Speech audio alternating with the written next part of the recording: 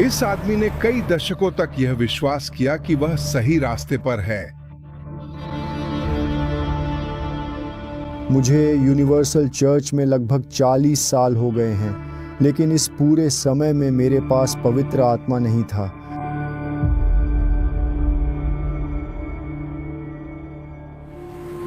Paulo Roberto 1989 में Sao Paulo के पुराने ब्रास मुख्यालय में पहुंचे थे। कौन अपनी जिंदगी यीशु को देना चाहता है अभी? इसका यह मतलब नहीं कि आप यहां जिंदगी दें और बाहर जाकर उसे वापस ले लें। बहुत से लोग चर्च के अंदर यीशु को अपनी जिंदगी उधार देते हैं। जब वे चर्च से बाहर निकलते हैं तो कहते हैं, मेरी जिंदगी मुझे वापस दे दो प्रभु, अब मैं अपनी जिंदगी जीऊंगा। है या नहीं दोस्तों?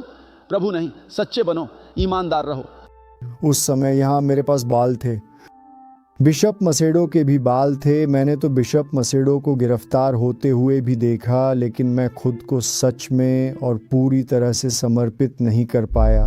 और इसी के साथ मैं धीरे धीरे इसकी आदत डालता गया। मुझे ये अच्छा लगने लगा, मैं इसमें रुचि लेने लगा, उस चीज़ में जो परमेश्वर मुझे दे सकते थे। लेकिन जो विश्वास बचाता है वह मुझसे बहुत दूर थी। इस विजयी विश्वास ने मुझे कार, एक घर, खुद का व्यवसाय, यात्रा, घूमना, समुद्र तट, सब कुछ दिलाया। जहाँ तक मेरी पत्नी का सवाल है, वह भी मेरे साथ ही चर्च आई थी, लेकिन उसने मुझसे बिल्कुल उल्टा रास्ता चुना। पहले ही दिन जब मैं चर्च गई, मैं तो पहले से ही चाहती थी प्रभु यीशु का अनुसरण करना, क्योंकि वही मुझे सच्चा परमेश्वर और सच्ची खुशी मिली थी। हमने चर्च में ही शादी की, हमारे बच्चे भी चर्च में ही हुए, और मैंने परमेश्वर का कार्य करना शुरू किया, प्रभु यीशु की सेवा करने लगी। मेरी बेटी भी बाद में सेविका बनी, उसे भी सेविका के रूप में चुना गया प्रभु यीशु की सेवा करने के लिए। और वह चर्च के अंदर होते हुए भी कई बार दुनिया के किसी भी व्यक्ति से भी बुरा व्यवहार करता था।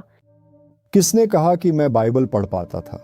मैं पढ़ता था, 2-3 पद पढ़ना शुरू करता और वही मुझे बेचैन कर देता था। तो मैंने जो कुछ भी हासिल किया था उसका आनंद लेना शुरू किया, लेकिन पूरी तरह से गलत तरीके से। मैंने एक कार खरीदी, लेकिन उस कार का इस्तेमाल अपनी फैमिली को चर्च ले जाने के लिए करने के बजाय नहीं, मेरी कार सिर्फ मेरी सैर के लिए थी। और जब हम घूमने जाते थे, कभी कभी मेरी पत्नी कहती थी, देखो आज तो रविवार है ना? जब हम कहते थे, पाउलो तुम्हें और ज्यादा परमेश्वर की ओर लौटना चाहिए, किसने तुमसे कहा कि मैं परमेश्वर की ओर नहीं हूँ? क्या तुम मेरी जिंदगी को जानती हो? क्या तुम मेरे अंदर को जानती हो? तो उसकी तरफ से कुछ विरोध था। हम देख सकते थे, लेकिन वह खुद अपनी आत्मिक स्थिति को नहीं देख पाता था, क्योंकि आपने कभी भी पवित्र आत्मा के विषय पर ध्यान नहीं दिया। सच तो यह है कि मेरे अंदर वास्तव में पवित्र आत्मा की असली महिमा और उसके गहरे महत्व की कोई सच्ची समझ नहीं थी। मैं पवित्र आत्मा के बपतिस्मा के बारे में ऐसे सुनता था जैसे वह कोई आम बात हो। सच कहूं तो उपेक्षा और छोटी छोटी रियायतों के जल्द ही ऐसे परिणाम हुए जिन्होंने उसकी कहानी को चिह्नित कर दिया। मुझे करना पड़ा।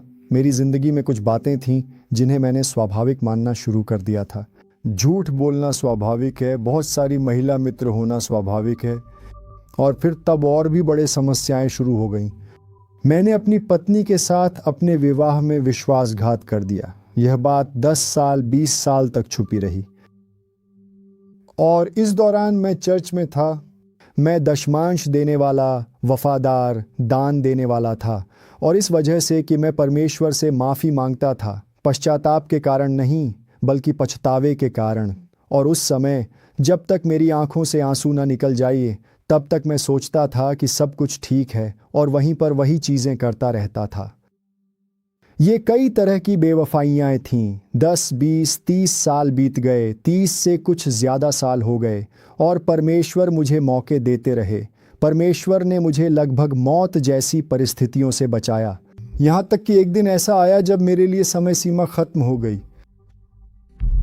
प्याला इतना भर गया कि लगभग छलकने ही वाला था, क्योंकि मैं खुद को बहुत बुरा महसूस करने लगा था, लेकिन सच में बहुत बुरा। ये एक ऐसा दबाव था जो मेरे अंदर से निकलता ही नहीं था, दिन रात लगातार। मैं कुछ जकड़ा हुआ सा महसूस करते हुए जागा, जैसे कोई मेरा गला दबा रहा हो।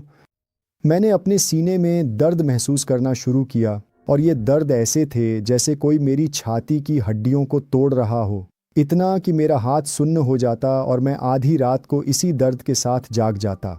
जब मैं अस्पताल पहुंचा,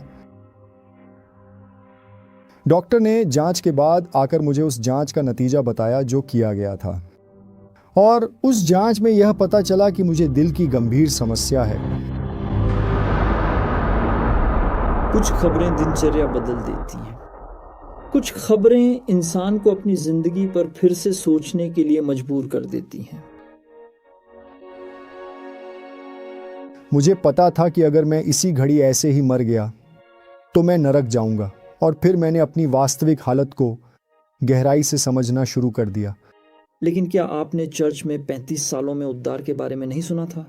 सुना था, लेकिन बात यह है कि उस समय मेरी जिंदगी में जो कुछ भी हुआ था वह पर्याप्त नहीं था, जैसा कि इस बार हुआ।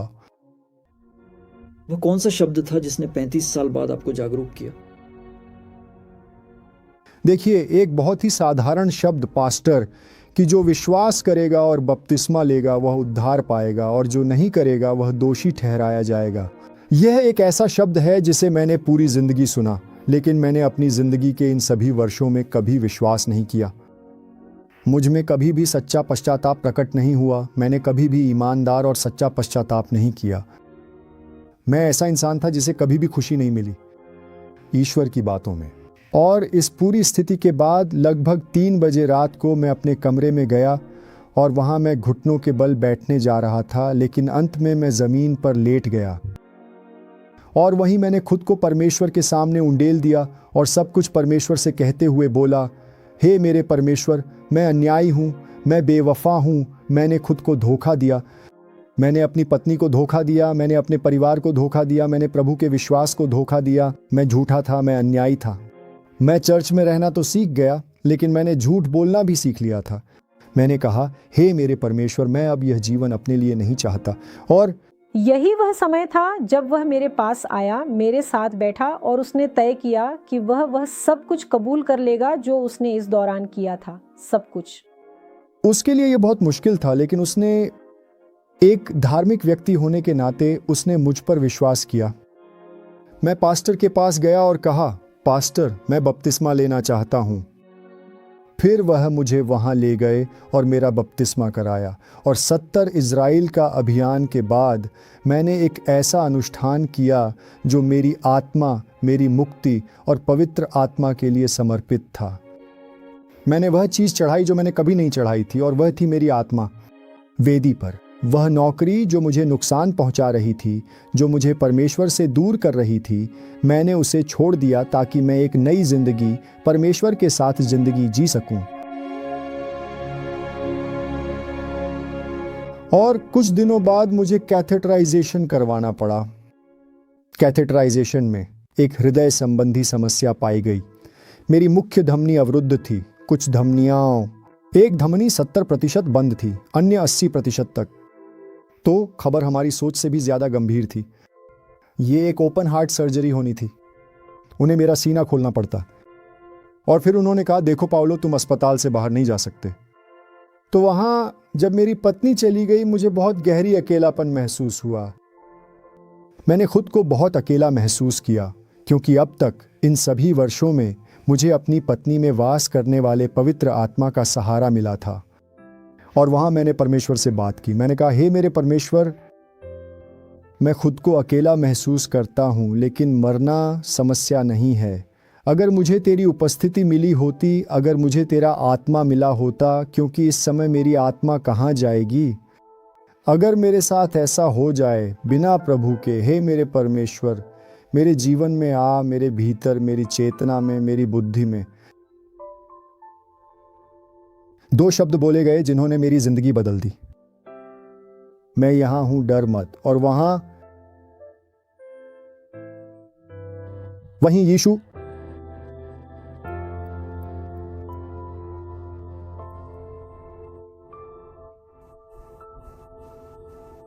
वहीं परमेश्वर मेरे जीवन में आया। वहीं परमेश्वर मेरे जीवन में आया, मेरी जिंदगी बदल दी।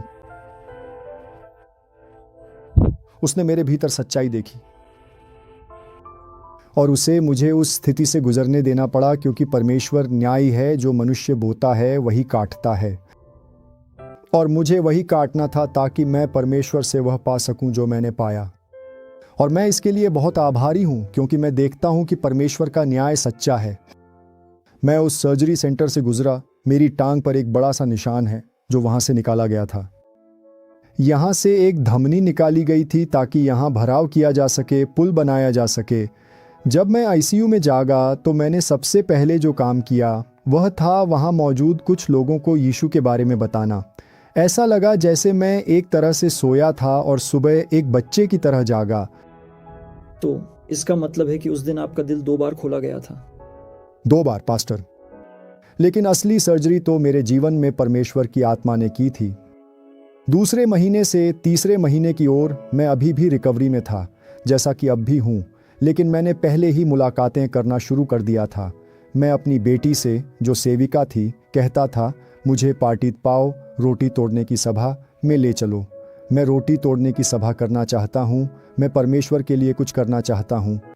मेरे पिता ब्रिटिबा मिरीम, जो कि एक और शहर है, वहाँ से ऑपरेशन के बाद यहाँ आते हैं, ठीक हो रहे हैं ताकि मेरे साथ दूसरे मोहल्ले में सभा कर सकें। तो ये ऐसी बात है जो मैंने कभी नहीं देखी, कभी अपने पिता में नहीं देखी थी। आज मैं पाउलो जो अब पूरी तरह बदल चुका है। वह पाउलो नहीं है जिसके बारे में हम अभी तक बात कर रहे थे। वह अब अस्तित्व में नहीं है। मैं जो जीवित पति की विधवा थी, आज मेरे पास एक पति, एक साथी है। ये एक परिवर्तन है। वह एक और आदमी है। वह आदमी वह वहाँ मौजूद नहीं है। नहीं। 35 साल चर्च में बिना पवित्र आत्मा के और सिर्फ 2 साल पवित्र आत्मा के साथ आपके जीवन में, इनमें क्या फर्क है?